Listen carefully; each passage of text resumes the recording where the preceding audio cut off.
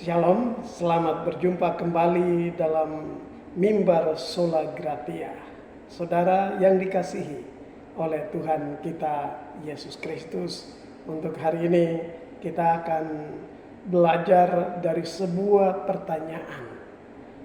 Apakah para rasul Kristus adalah bukan kaum terpelajar? Kita berdoa. Tuhan Yesus, kami mengucap syukur karena kami punya kesempatan hari ini untuk belajar kebenaran ini. Untuk melihat apakah benar bahwa para rasul yang engkau angkat, yang engkau utus untuk memberitakan Injil adalah bukan kaum terpelajar. Berkati kami dalam nama Tuhan Yesus. Amin. Kita akan belajar firman Tuhan dari Injil Yohanes pasal 13 ayat 12 sampai 14. Demikian bunyi firman Tuhan. Sesudah ia membasuh kaki mereka yang mengenakan pakaiannya dan kembali ke tempatnya, lalu berkata kepada mereka, "Mengertikah kamu apa yang telah kuperbuat kepadamu? Kamu menyebut aku guru dan Tuhan, dan katamu itu tepat, sebab memang akulah guru dan Tuhan. Jadi jikalau aku membasuh kakimu, aku adalah guru. Aku adalah Tuhan dan gurumu. Maka kamu pun wajib saling membasuh kakimu." Saudara yang dikasihi oleh Tuhan kita Yesus Kristus, Tuhan Yesus tegas berkata bahwa dirinya adalah guru dari para muridnya. Dari ini saya beri tema kecil adalah murid dari guru yang sejati. Bahwa bagi para rasul, Tuhan Yesus adalah guru yang adalah Tuhan. Guru yang adalah Tuhan. Jadi bukan sembarangan guru. Tuhan yang menjadi guru. Yang kedua, firman Allah yang keluar dari mulut Allah menurut Yohanes pasal 1 ayat 1, bahwa pada mulanya adalah firman. Firman itu bersama-sama dengan Allah, dan firman itu adalah Allah. Ayat 14 Injil Yohanes 1 berkata bahwa firman itu telah menjadi manusia dan diam di antara kita. Firman itu yang adalah Allah itu telah menjadi manusia, dan firman yang telah menjadi manusia yang adalah Allah itu sendiri yang menjadi guru dari para rasul. Luar biasa, saudara. Lalu yang ketiga, waktu pendidikan. Berapa lama para murid mendapatkan pendidikan dari Tuhan Yesus? Yang tadi, guru yang adalah Tuhan. Guru yang adalah Allah. Firman yang menjadi manusia. Saudara, berapa lama dia mendidik para rasulnya? Dia mendidik para rasulnya selama 3,5 tahun. Lalu selama 3,5 tahun, setiap harinya berapa jam? Kalau pendidikan di sekolah, satu mata kuliah itu paling tidak, paling minim itu 40 menit setiap pertemuannya. Dan lebihnya adalah sekitar 80 menit. Setiap minggu dari satu mata kuliah bisa sampai 120 menit. Sedangkan Tuhan Yesus dengan para muridnya, para murid ini, mereka mengalaminya berapa menit? Saudara, mereka mengalaminya 24 jam. Setiap menit mereka bersama dengan Tuhan Yesus. Mereka ada di sana sepanjang waktu 3,5 tahun. Jadi pendidikan yang diperoleh para muridnya dari Tuhan Yesus itu full time. Full time istilah sekarang ada namanya whole day school. Whole day school itu apa? Jam berapa mulai? Kira-kira setengah 8 pagi sampai jam 4 sore anak-anak pulang. Lalu malam, sore, malam mereka di mana? Mereka di rumah mereka masing-masing. Nah, itu bukan whole day school, full day school. Tapi mereka all time school, setiap saat.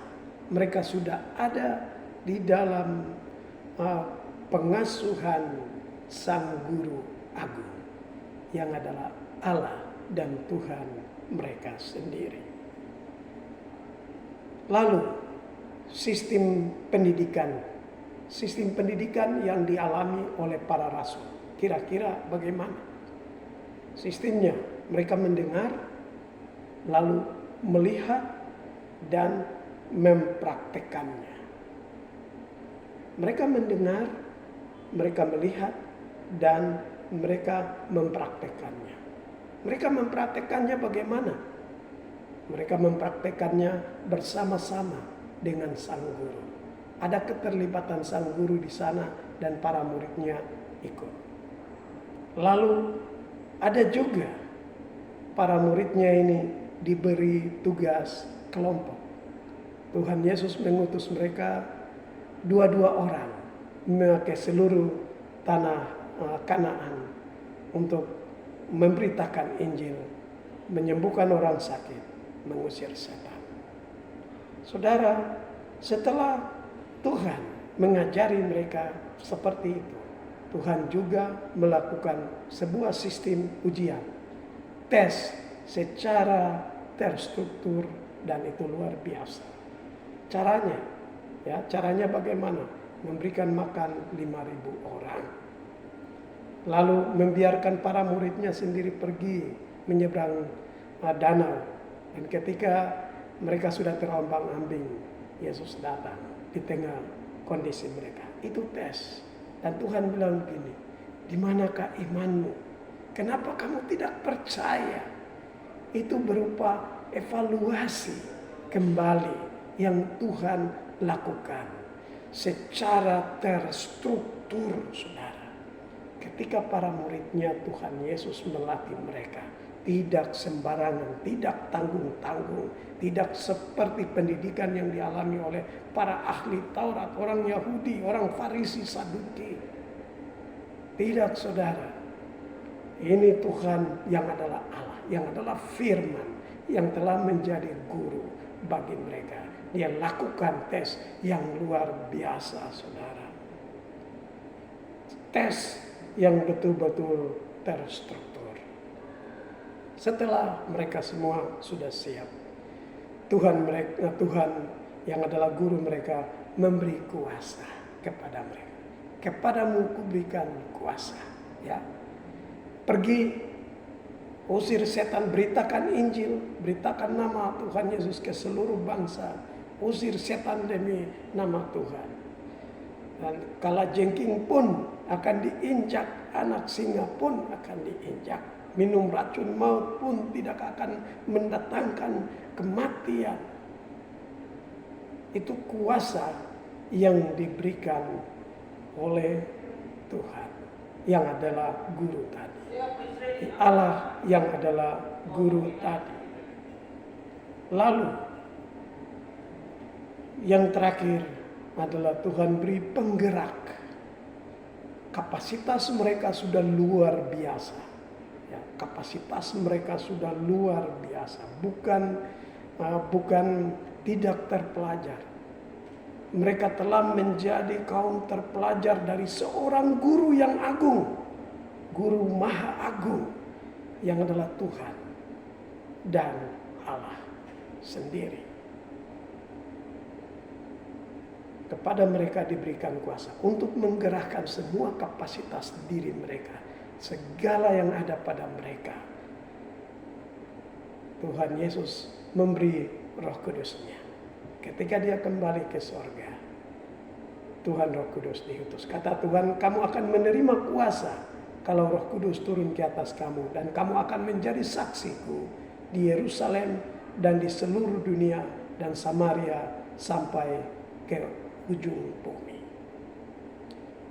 Jadi saudara yang dikasihi oleh Tuhan Yesus, para muridnya itu benar-benar kaum terpelajar. Kesalahpahaman selama ini, kita berkata para murid itu hanya nelayan, tidak terpelajar, adalah penyangkalan akan kebenaran Kristus yang adalah guru yang telah mengajar mereka. Pada waktu itu, pada zaman Tuhan Yesus menjadi guru, kurang lebih ada 3 kelompok. Ya, 3 kelompok pendidikan pada waktu itu. Dan Tuhan Yesus adalah salah satu kelompok dengan para muridnya, di mana Tuhan Yesus sendiri yang menjadi guru mereka. Lalu apa buktinya pada zaman para rasul? Pada zaman para rasul ini dikenal sebagai soko guru. Guru di atas segala guru yang ada. Menjadi maha guru. Kalau mungkin sekarang itu saya tidak tahu dalam dunia pendidikan, profesor di atas profesor mungkin. Para ilmuwan yang luar biasa. Nah, di dalam Galatia 2 ayat 9 berkata, dan setelah mereka melihat kasih karunia yang dianugerahkan kepadaku, maka Yakobus, Kefas, Yohanes yang dipandang sebagai soko guru berjabat tangan dengan aku dan dengan Barnabas sebagai tanda persekutuan. Saudara yang dikasihi Tuhan Yesus, jadi benarkah para rasul Kristus Tuhan Yesus adalah kaum tak berpelajar atau bukan kaum terpelajar? Untuk lebih jelasnya, kita akan ikuti ulasan selanjutnya dari para ahli dari kitab Perjanjian Lama. Silakan menyaksikannya. Esa, amin. Terima kasih kesempatannya untuk kembali di Faraday, dan kita akan belajar bersama mengenai Shneim Heasar, Talmidim Shel Yeshua HaMashiach. Dan 12 murid Rabbi Yeshua ini semuanya adalah orang-orang yang terpelajar. Waktu Ibu Jenny tanya, Bu Rita mau kasih judul apa gitu, saya juga mikir apa ya enaknya ya. Saya pikir mungkin ini jarang sekali dibahas, dan mari kita belajar bersama-sama bahwa 12 murid Yesus adalah semuanya itu adalah orang-orang yang terpelajar. Kenapa saya kasih judul ini gitu ya? Karena saya agak gregetan. Sering sekali saya mendengar bahwa pendeta berkhotbah, bahkan dosen STT juga mengatakan bahwa 12 murid Yesus itu nggak berpendidikan karena mereka kerjaannya nelayan gitu. Jadi bukan orang-orang sekolahan gitu. Nah, ketika mereka bicara begini, itu mereka sebenarnya melecehkan pengajaran Tuhan Yesus kepada 12 murid itu dan juga 70 murid. Dan masa pemuritan yang Tuhan Yesus berikan kepada 12 murid ini dan 70 murid selama 3,5 tahun. Hari ini orang ngambil S2, 2 tahun sudah jadi master. Tambah lagi 2 tahun, udah jadi doktor gitu kan. Jadi pelayanan Tuhan Yesus memuridkan 12 murid ini 3,5 tahun. Jadi nggak bisa mereka dibilang tidak berpendidikan, apalagi yang mengajar adalah seorang rabi yang disebut Rabbi Yeshua. Rabi ini bukan rabi sembarangan, karena Tuhan Yesus itu juga mengajar di Bait Allah, yang artinya kerabian dari Yesus Kristus itu diakui pada zamannya, sehingga dia memiliki akses untuk mengajar di Bait Allah. Jadi jangan pernah saya mendengar lagi pendeta-pendeta, dosen-dosen mengatakan bahwa murid Yesus nggak sekolah. Itu jahat banget. Karena mereka setiap hari dimuridkan oleh Yesus, Allah yang inkarnasi. Yohanes pasal 1 itu menyebutkan demikian. Pada mulanya adalah firman. Firman itu bersama-sama dengan Allah dan firman itu adalah Allah.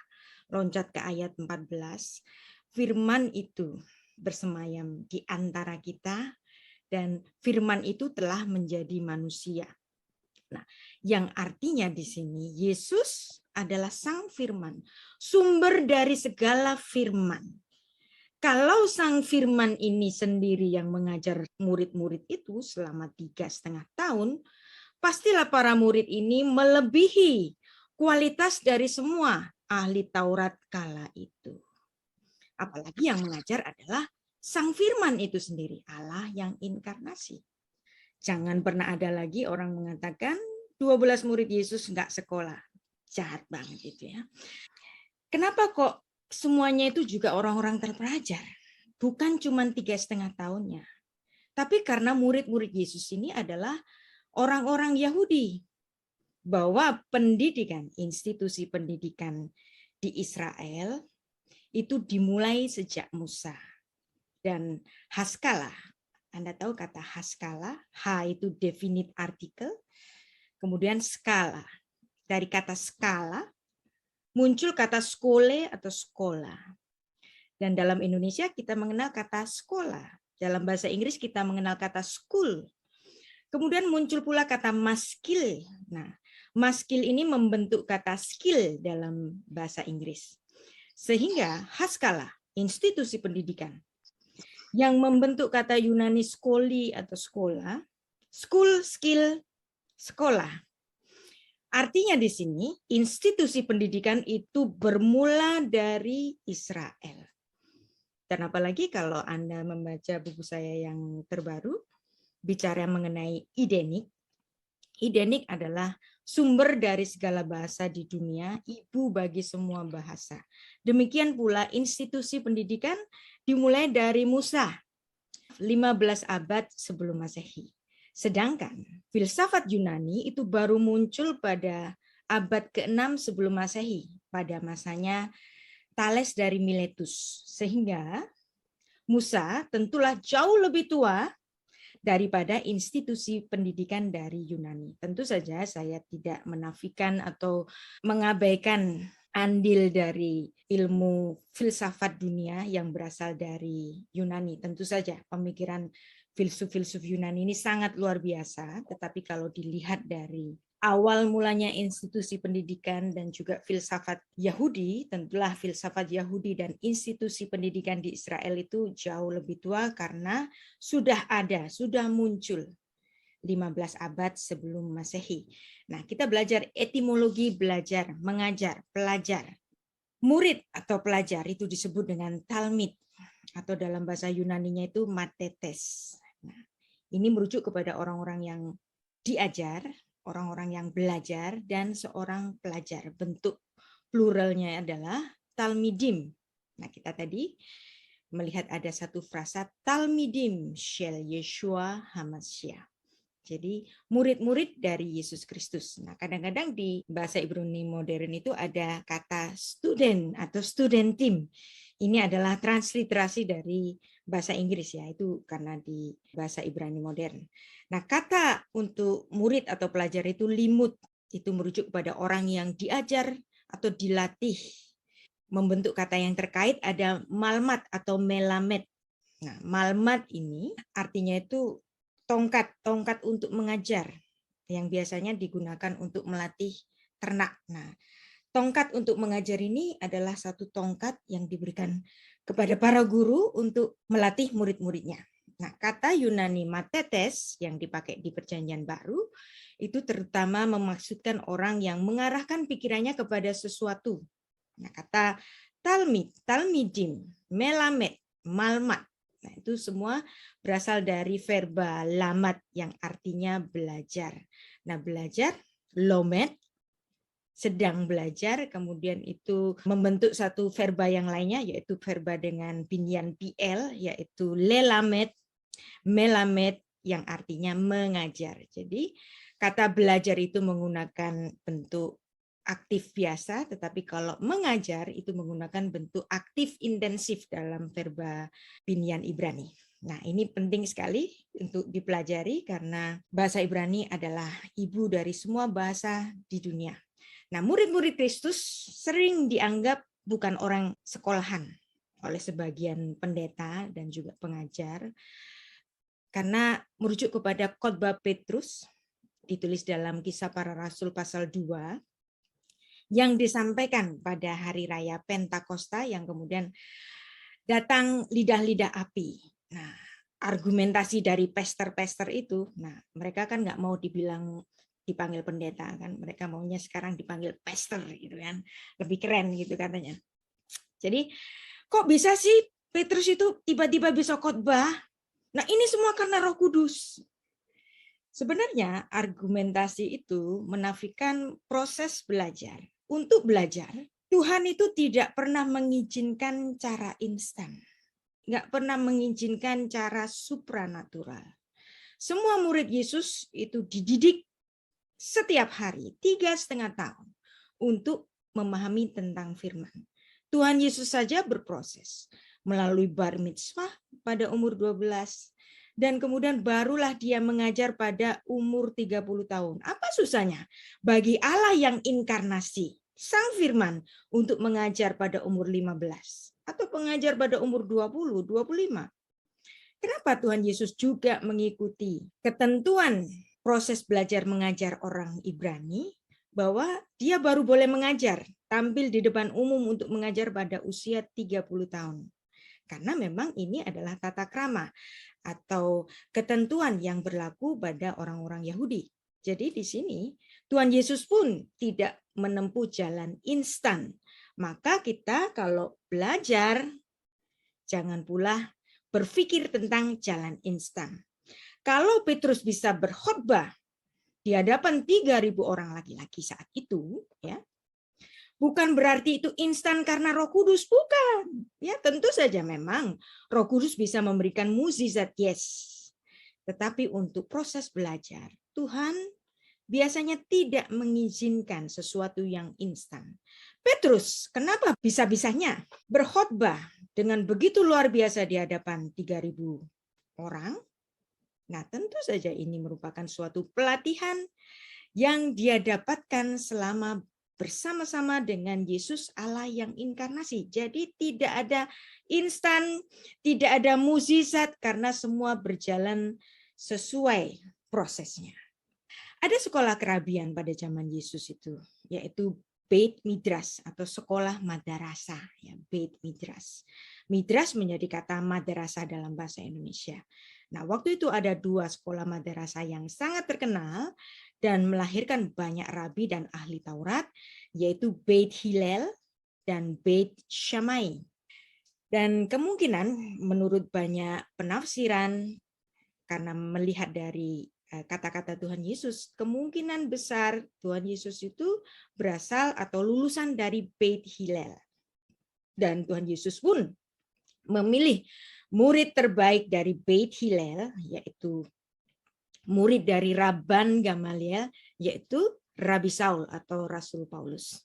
Nah, kalau Yesus itu mengajar para murid itu selama 3,5 tahun, bolehlah kita bilang bahwa 12 murid Yesus itu adalah lulusan dari Beit Yeshua, yaitu satu sekolah madrasah yang diajar sendiri oleh Rabi Yeshua, Allah yang inkarnasi, Sang Firman. Beit Yeshua dialami oleh para murid selama 3,5 tahun pelayanan Tuhan Yesus dan mereka bersama-sama setiap hari bersama Tuhan Yesus. Nah, dari mana 3,5 tahun ini muncul? Nah, ini tentu saja dengan menimbang bahwa Tuhan Yesus itu melalui 4 kali Paskah di dalam pelayanannya, yang dimana pelayanannya itu dimulai pada saat Tuhan Yesus berumur 30 tahun. Jadi lama pelayanan Tuhan Yesus 3,5 tahun, dan dalam kurun waktu inilah Tuhan Yesus memuridkan 12 murid utama dan juga 70 murid di lapisan yang kedua atau di ring yang kedua. Alkitab menuliskan dalam Amsal 3:19, Hashem bechokmah yasat aretz, Tuhan meletakkan dasar bumi dengan hikmat-Nya. Yang artinya di sini Tuhan meletakkan dasar bumi dengan filsafat-Nya. Bolehlah kita berkata bahwa filsafat itu awalnya dari filsafat Ibrani atau filsafat Yahudi, seperti yang dikatakan oleh Theophrastus of Eresos. Theophrastus of Eresos ini adalah murid dari Aristoteles yang hidup pada sekitar abad keempat sebelum Masehi. Dia mengatakan, Jews, a nation of philosopher. Bangsa Yahudi adalah bangsanya kaum filsuf. Nah, ini yang mengatakan adalah murid dari Aristoteles. Orang-orang Yunani terkenal dengan para pemikir mereka. Tetapi Anda bisa membayangkan, salah satu filsuf dari Yunani ini mengatakan bahwa bangsa Yahudi adalah bangsanya para filsuf. Karena ilmu olah pikir orang-orang Israel itu berasal dari Torah, hikmat dari Hashem itu diperkenalkan oleh Moshe Rabenu, Musa Rabi besar kami. Dan Moshe Rabenu ini adalah seorang rabi terbesar sepanjang zaman, atau dikatakan oleh Philo dari Alexandria yang hidup pada tahun 20 sebelum Masehi sampai 50 Masehi. Dia adalah salah satu filsuf besar dunia. Dia sendiri mengatakan bahwa Musa adalah filsuf terbesar sepanjang zaman. Kalau Philo mengatakan Musa adalah filsuf terbesar sepanjang zaman, tentulah dia lebih besar dari filsuf-filsuf sebelumnya, misalnya Thales, Socrates, Aristoteles, Plato, dan seterusnya. Menurut Philo, Musa adalah yang terbesar dari semua para filsuf itu. Nah, saya mengutip buku dari seorang filsuf juga, yaitu Rabbi Jonathan Sacks, menuliskan demikian, guru membuka mata kita terhadap dunia, mereka memberi kita rasa ingin tahu dan kepercayaan diri, mereka mengajari kita untuk bertanya, mereka menghubungkan kita dengan masa lalu dan masa depan kita. Mereka adalah penjaga warisan sosial kita. Nah, kalau Anda di sini adalah seorang pengajar-pengajar, berbahagialah. Sekarang ini kita memiliki banyak hero, influencer, motivator, olahragawan, supermodel, tokoh media. Semuanya itu bisa dalam 15 menit mereka lenyap. Tetapi pengaruh dari seorang guru akan selamanya menempel pada diri seseorang, disadari atau tidak disadari. Dalam budaya orang Yahudi ada yang namanya mandat Shema.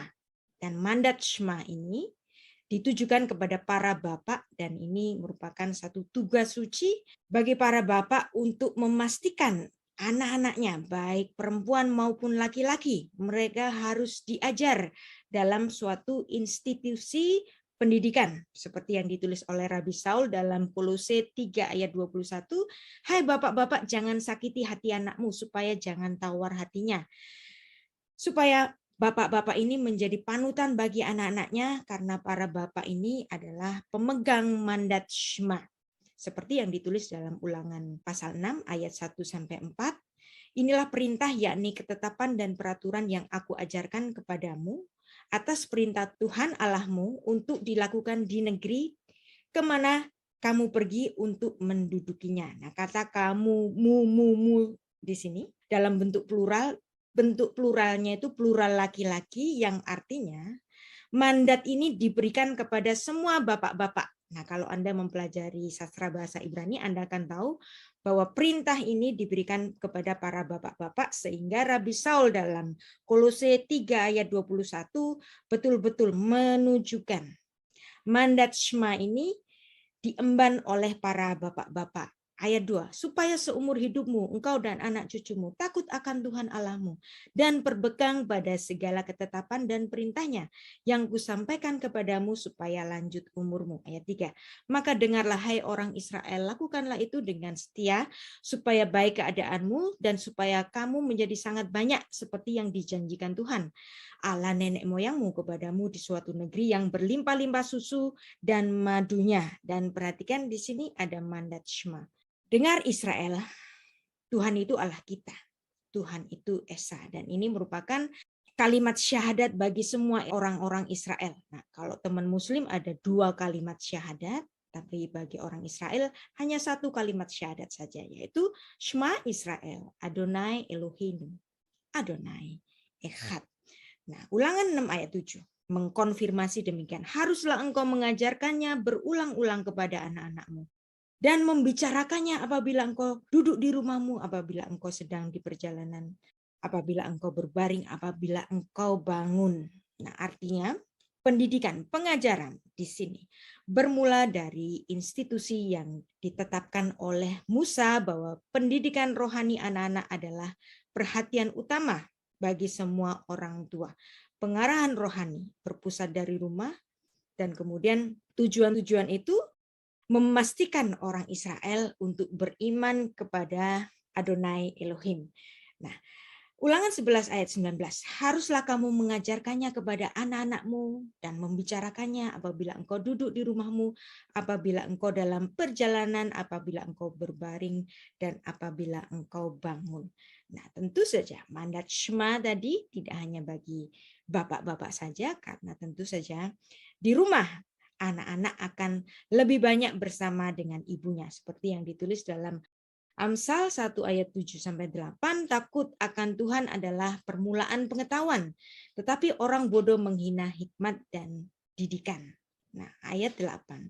Hai anakku, dengarlah didikan atau musar dari ayahmu, dan jangan menyia-nyiakan Torah ibumu. Nah, apa yang diterjemahkan dengan kata ajaran ini adalah Taurat ibu, ketentuan atau ketetapan atau perintah-perintah yang diajarkan oleh ibumu di rumah. Jadi bapak dan ibu sama-sama memiliki tanggung jawab pendidikan bagi anak-anaknya. Nah, ada satu kata yang terkenal dari Rabbi Hillel, yaitu Lo Habaishan Lamed. Seorang yang malu-malu dia tidak dapat belajar. Velo Hakak dan Melamed. Seorang yang angkuh tidak dapat mengajar. Jadi apabila Anda ingin jadi guru, Anda nggak bisa jadi orang yang sombong, pinter sendiri, nggak bisa. Jadi seorang guru harus menjadi seorang yang sangat rendah hati dalam mentransferkan ilmunya. Nah, demikian juga para murid. Para murid nggak boleh malu-malu untuk belajar. Dia harus banyak bertanya. Dan saya di sini ada satu wordplay, yaitu dedikasi dan pendidikan.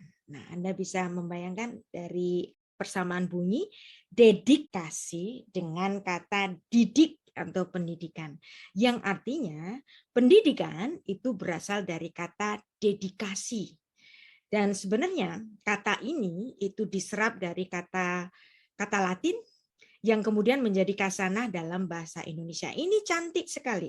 Dan kata dedikasi dan didik ini berasal dari gereja, yaitu gereja Katolik Roma yang memperkenalkan kata dedikasi dan pendidikan untuk diserap dalam kata-kata dalam bahasa Indonesia. Ada wordplay antara dedikasi dan didik. Nah, ini nanti ada hubungannya dengan bahasa Ibraninya, sehingga kita boleh mengatakan bahwa semuanya ini ternyata asal mula pola pikir seperti ini berasal dari filsafat Ibrani. Kata education berasal dari kata Latin educatio, yang artinya a breeding atau a bringing up atau a rearing. Dari kata educo yang artinya I educate atau I train, yang berhubungan dengan kata Latin homonim, ada persamaan bunyi educo, yang artinya I take out atau I raise up. Kemudian dari kata itu, educo, ada kata doktor. Nah, kata doktor ini adalah kata Latin yang artinya guru. Educatio membentuk kata doktor yang artinya guru. Kata homonim yang lainnya ada didaktikus, didaktika, didaktikum, yang artinya teaching. Ini adalah dari kata dedico. Nah, muncul kata dedication. Jadi mengajar itu ada hubungannya dengan suatu dedication. Pendidikan ada hubungannya dengan dedication. Nah, hubungannya dengan yang lain, ada kata lain yang artinya profesus, profesor, kata profesor. Nah, kata profesor itu berasal dari kata profesus. Nah, apa itu artinya profesus? Profesus adalah artinya orang yang mengaku imannya di hadapan orang banyak. Nah, orang yang mengaku imannya di hadapan orang banyak pada kala itu ditujukan kepada orang-orang yang ada di dalam gereja Kristus.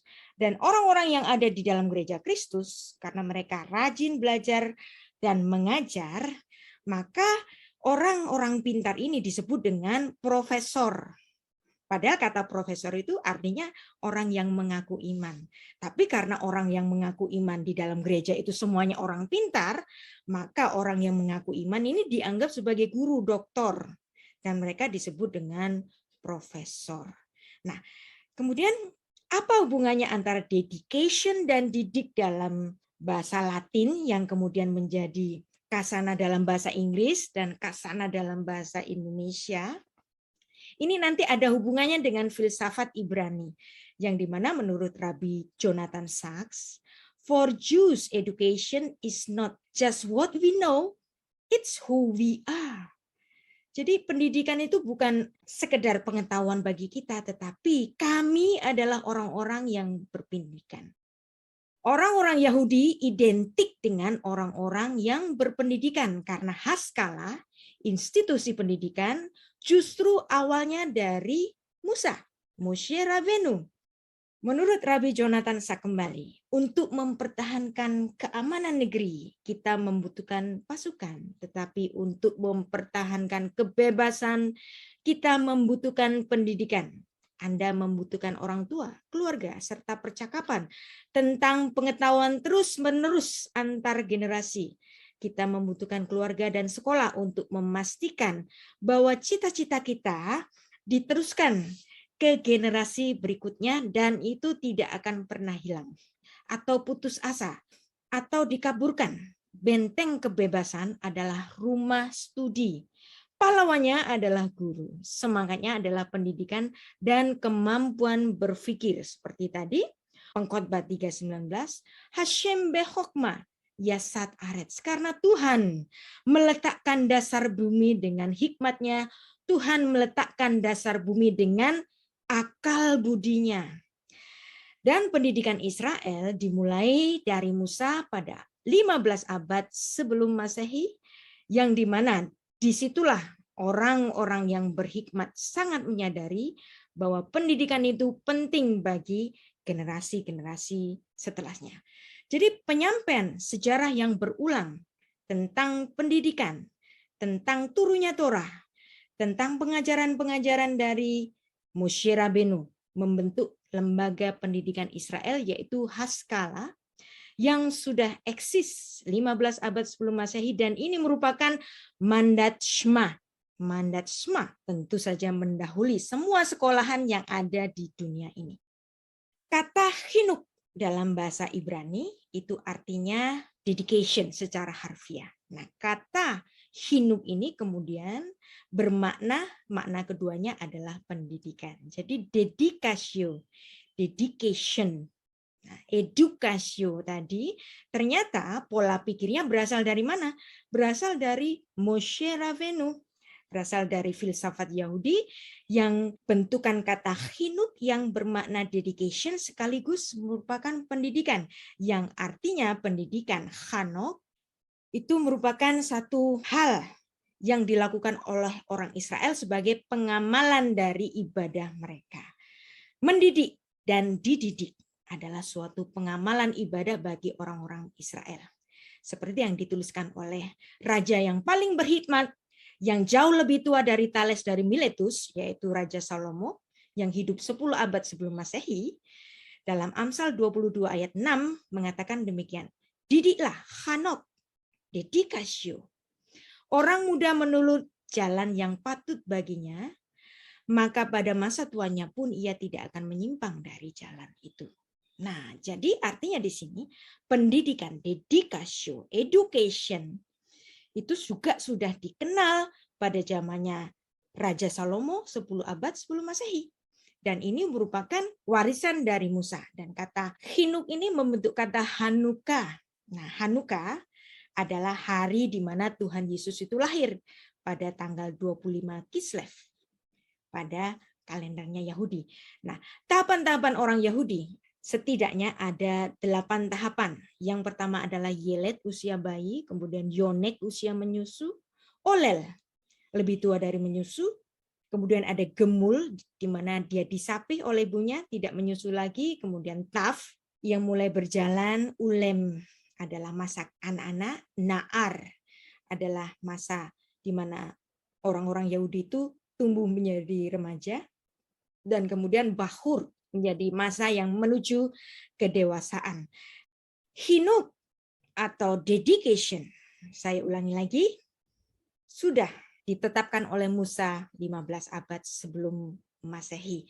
Nah, Hinuk ini memiliki tahapan-tahapan. Yang pertama adalah Mikra, yaitu mulai belajar membaca Torah dimulai usia 5 tahun. Kemudian Mishnah usia 10 tahun, kemudian Mitzvot atau bar mitzvah seperti Yesus yang umur 12 tahun pergi ke Yerusalem untuk pengukuhan bar mitzvahnya usia 12 atau 13 ya. Kemudian ada Beit Talmud setelah itu, kemudian baru masuk Beit Midrash. Jadi yang artinya di sini paling tidak orang Yahudi kewajiban mereka itu wajib pendidikannya itu paling tidak di Beit Talmud di sini. Barulah dipilih orang-orang yang pintar dari Beit Talmud itu untuk masuk ke Beit Midrash, Beit Hillel atau Beit Shammai, yaitu murid-murid terbaik dan kemudian dididik untuk menjadi para ahli Taurat atau rabi. Strata pendidikan ini ditulis dalam kitab tradisi Yahudi dalam Pirkei Avot pasal 5 ayat ke-51, yang di mana di sini ada tahapan-tahapan yang sudah saya sebutkan di sini, bahwa betul-betul tahapan-tahapan pendidikan orang Yahudi itu betul-betul ada di dalam tradisinya orang Yahudi, bukan klaim saja.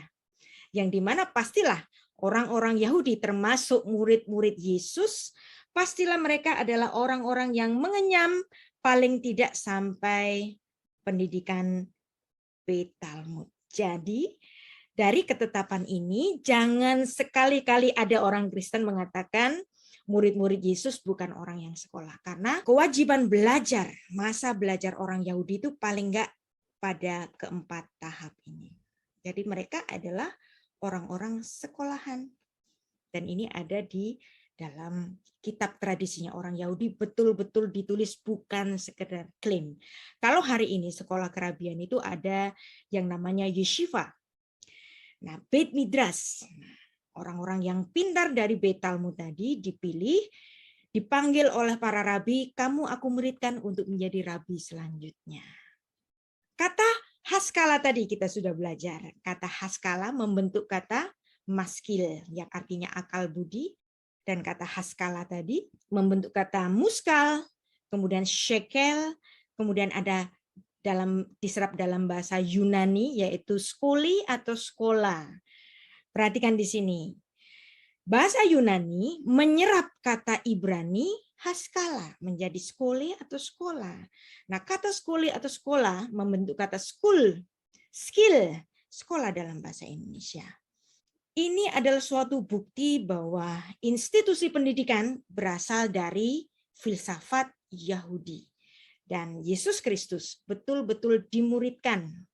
Dia mengikuti prosesnya orang Yahudi, dia mengikuti tahapan bar mitzvah, dan baru umur 30 dia mengajar. Kenapa? Yesus Kristus itu lahir di masyarakat Yahudi yang memandang penting silsilah dan institusi pendidikan. Yesus Kristus ditulis secara jelas. Silsilahnya dari mana? Inilah silsilah Yesus Kristus, anak Daud, anak Abraham. Sefer Toledot, Yeshua HaMashiach, ben David, ben Abraham. Jelas sekali silsilah Yesus Kristus dari orang Israel yang sangat memperhatikan strata pendidikan.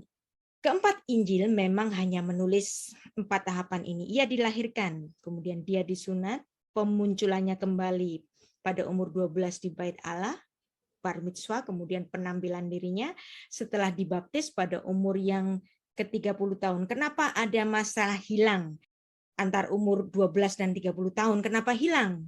Karena di situ Yesus menempuh pendidikannya dalam sekolah kerabian, itulah yang menyebabkan Yesus dapat diterima mengajar di Bait Allah.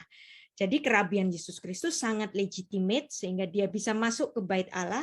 Seperti tahapan-tahapan orang Yahudi, yang pertama harus melalui bar mitzvah, seperti yang ditulis dalam Lukas 2 ayat 42. Dan mungkin di antara Anda ada yang mengajukan kepada saya ayat ini. Yesus itu belajar atau tanpa belajar sih kok ada tulisan demikian? Misalnya dalam Yohanes 7 ayat 14 sampai 17. Waktu pesta itu sedang berlangsung, Yesus masuk ke bait Allah lalu mengajar di situ. Maka heranlah orang-orang Yahudi dan berkata, bagaimanakah orang ini mempunyai pengetahuan demikian tanpa belajar? Nah, ini biasanya jadi perdebatan. Nah, Yesus tanpa belajar kok gitu. Nah, kalau Yesus tanpa belajar emang bisa dia mengajar di bait Allah. Jadi kita harus mengetahui makna dari kata tanpa belajar di sini. Apa sih konteksnya? Konteksnya itu apa? Nah, ungkapan bagaimanakah orang ini mempunyai pengetahuan demikian tanpa belajar ini memiliki 3 arti. Sebagian orang-orang itu kelihatannya mengatakan untuk menghormati Yesus bahwa dia mengungguli semua rabi-rabi yang lain. Maka Yesus tentu dikaruniai pengetahuan ilahi. Nah, itu maksud dari mereka. Yang kedua, sebagian orang-orang itu mungkin melecehkan dan menghina Yesus Kristus bahwa dia menyajikan suatu pengajaran yang berbeda daripada ahli-ahli Taurat yang lainnya. Yang ketiga, sebagian orang-orang itu mungkin menyindir bahwa pengetahuannya itu berasal dari ilmu sihir. Pokoknya mereka itu kayak melecehkan gitu. Kok ini ada ajaran yang aneh? Maka kemudian dari pernyataan itu Tuhan Yesus menjawab.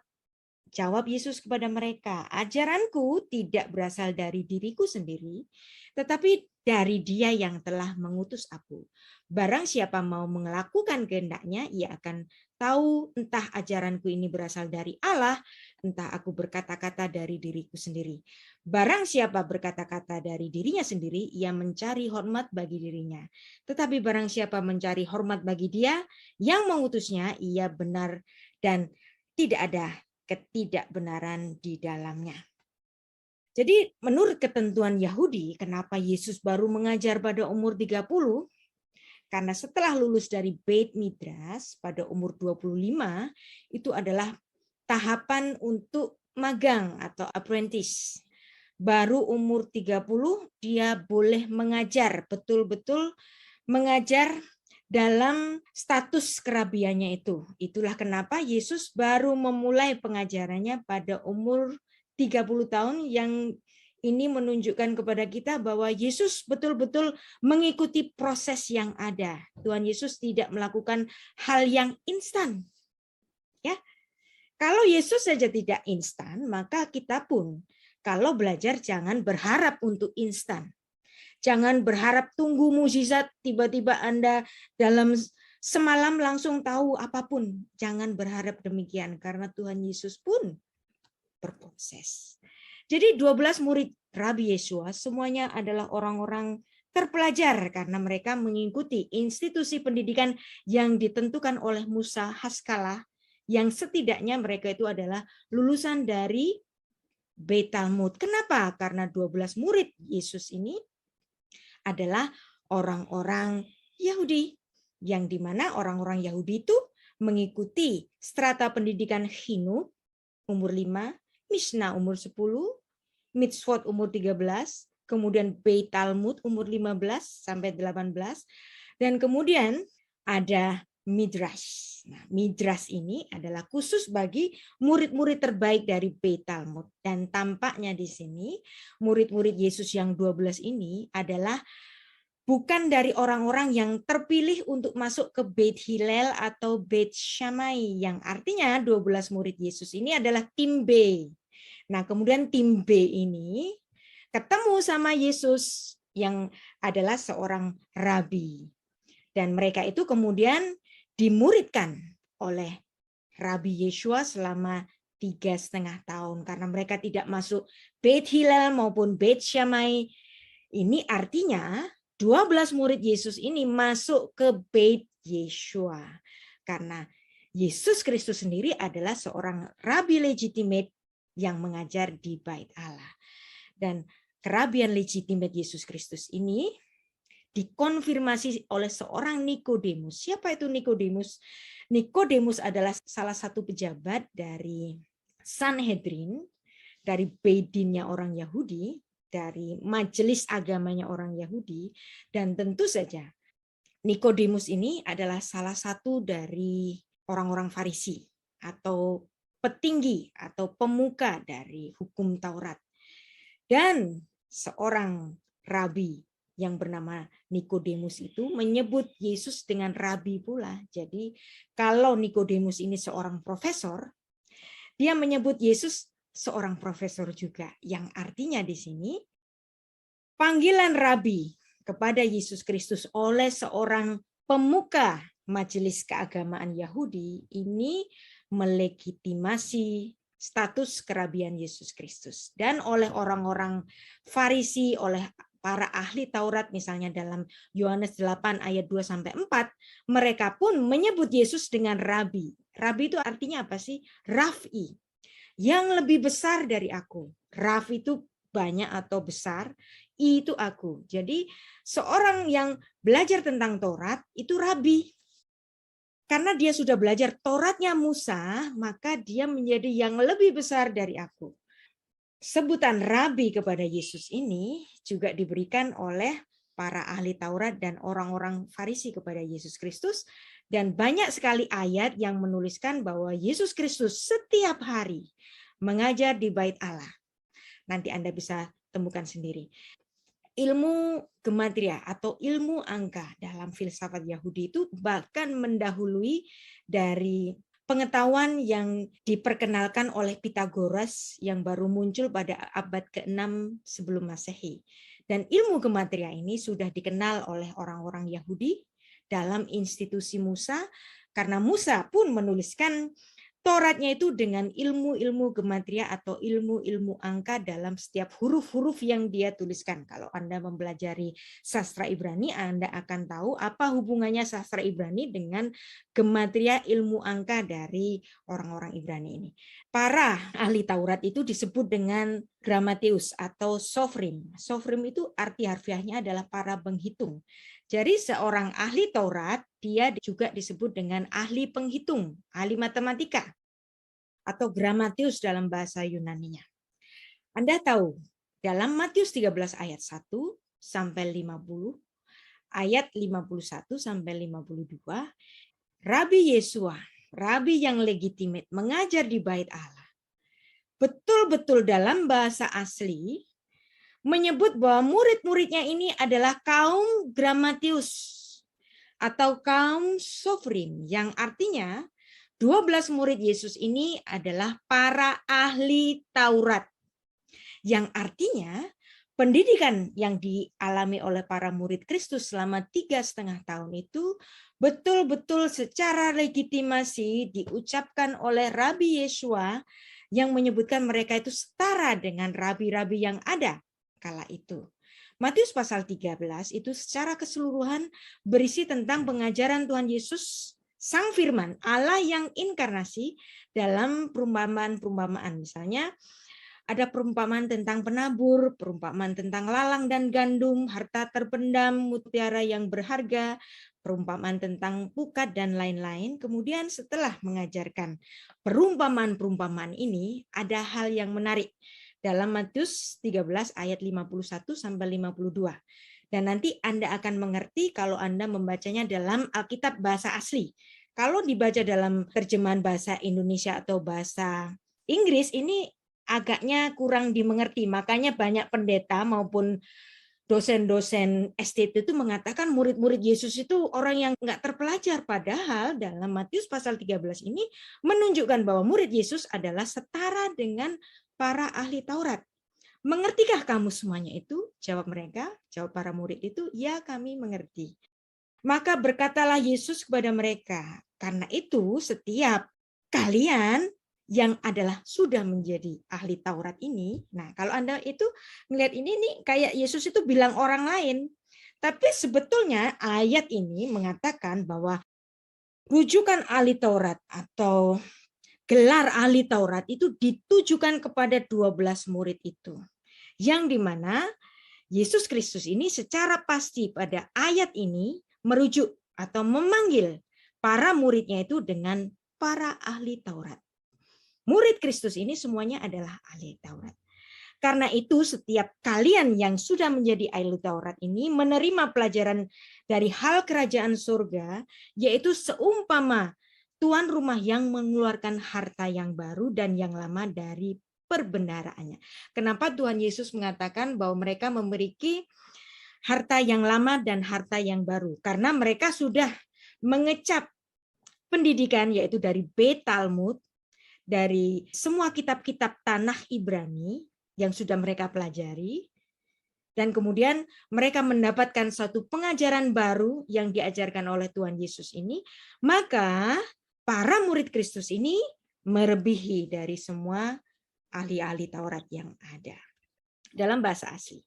Karena itu setiap ahli Taurat, ahli Taurat di sini Tuhan Yesus menyebut para muridnya adalah grammateus. Bahasa Ibrani-nya menuliskan soferim. Nah, jadi grammateus, gelar grammateus ini Tuhan berikan kepada 12 murid itu. Yang artinya dengan pengukuhan ini seolah-olah ini adalah suatu inaugurasi bagi murid Kristus karena mereka sudah diajar oleh Allah yang inkarnasi, Sang Firman. Kalau Musa itu adalah penulis firman, Yesus adalah Sang Firman itu sendiri. Orang yang mempelajari kitab-kitab dari tulisan Musa, penulis firman, disebut dengan rabi. Nah, para murid mendapatkan pengajaran dari Sang Firman itu sendiri.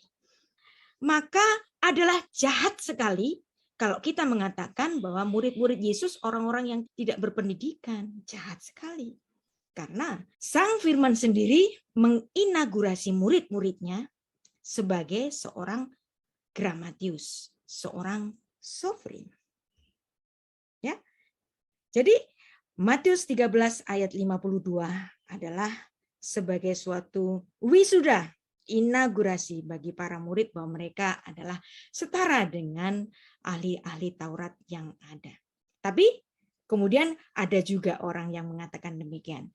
Enggak, murid Yesus itu enggak sekolah. Buktinya ada ayat dalam Kisah 4 ayat 13. Yang menulis demikian. Ketika sidang itu melihat keberanian Petrus dan Yohanes dan mengetahui bahwa mereka keduanya orang biasa, idiotes, dan tidak terpelajar, agramatos, heranlah mereka karena mereka mengenal keduanya sebagai pengikut Yesus.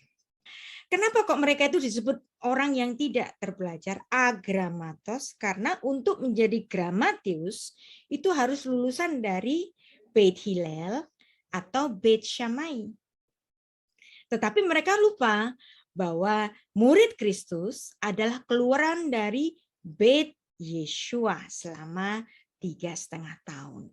Jadi Kisah 4 ayat 13 ini bukan melegitimasi bahwa murid Yesus enggak sekolah, bukan. Ini adalah wujud dari keheranan orang-orang di Yerusalem kala itu yang terheran-heran. Lah, kalian ini bukan murid dari Beit Hillel. Kalian ini bukan murid dari Beit Shammai. Kok kalian bisa sepinter demikian? Sesungguhnya murid-murid Yesus kenapa bisa menjadi sehebat itu? Karena mereka dimuridkan dalam Beit Yeshua selama 3,5 tahun. Ya, jadi Kisah 4 ayat 13 ini bukan sebagai bukti bahwa murid-murid Yesus nggak sekolah, bukan. Tetapi ini adalah ungkapan keheranan mereka, ungkapan ketidaktahuan mereka bahwa sesungguhnya 12 murid Yesus ini sudah menjadi ahli-ahli Taurat karena mereka dimuridkan sendiri oleh Rabi Yeshua. Jadi mereka bukan ahli Taurat, agramatoi, bukan. Mereka orang awam biasa, idiotai. Tetapi mereka dimuridkan oleh Rabi Yeshua yang oleh Tuhan Yesus sendiri sudah diinaugurasi bahwa mereka adalah ahli-ahli Taurat. Jadi sekolah kerabian yang ada pada zaman Yesus, bolehlah kita tambahkan bahwa tidak hanya ada Beit Hillel, tidak hanya ada Beit Shammai, tetapi ada pula Beit Yeshua, yang melahirkan 12 murid Kristus, yang di antara mereka menuliskan kitab Injil dan kitab-kitab penggembalaan dalam Perjanjian Baru. Ya, jadi disinilah proses dari murid-murid Yesus menjadi para ahli-ahli Taurat. Misalnya seperti yang ditulis dalam Markus pasal 1 ayat 16 sampai 20. Mereka yang sudah lulus dari Beit Talmud tadi karena tidak terpilih pada sekolah madrasah atau Beit Midras, kemudian mereka memulai atau memilih jalur profesi mereka sebagai nelayan. Setelah mereka berprofesi sebagai nelayan, kemudian ada Rabi Yeshua yang dari Yerusalem, yang terkenal, kemudian menemui mereka. Rabi ini memanggil mereka datang. Ikutlah aku. Apa yang terjadi? Apa yang dilakukan oleh para murid ini? Semua ditinggalkan. Peraunya ditinggalkan. Profesinya ditinggalkan. Keluarganya ditinggalkan untuk mengikut Yesus. Karena apa? Karena Yesus adalah rabi legitimate yang akan membuat mereka pun menjadi rabi. Maka tidak bisa tidak mereka mengikuti ajakan dari rabi legitimate ini karena profesi sebagai rabi atau gelar sebagai rabi adalah gelar yang prestisius kala itu. Sehingga bukan hanya soal hal yang supranatural karena Yesus ini memiliki suatu wibawa yang luar biasa karena dia Allah yang inkarnasi, bukan itu saja, karena Yesus adalah seorang rabi yang akan memuridkan tim B ini akan menjadi rabi-rabi yang kemudian. Nah, itulah proses dari murid-murid yang meninggalkan semua profesinya bahkan keluarganya, setiap hari berada bersama-sama dengan Yesus 3,5 tahun untuk dimuridkan. Jadi kata-kata Tuhan Yesus yang mengatakan ikutlah aku, dan itu menjadi magnet bagi para murid itu untuk mengikut secara setia, meninggalkan semua yang ada untuk dimuridkan sebagai rabi yang kemudian. Nah, jadi dengan demikian saya harap kita semua tahu dan menyadari bahwa murid-murid Kristus yang menulis kitab-kitab Injil dan kitab-kitab penggembalaan, surat-surat penggembalaan dalam Perjanjian Baru, mereka bukan orang biasa. Mereka bukan orang-orang yang tidak berpendidikan, tapi justru memiliki kemampuan yang melebihi semua dari ahli-ahli Taurat yang ada. Kenapa? Karena mereka dididik oleh seorang rabi, Rabi Yeshua, dan Rabi Yeshua ini adalah Sang Firman, Allah yang inkarnasi.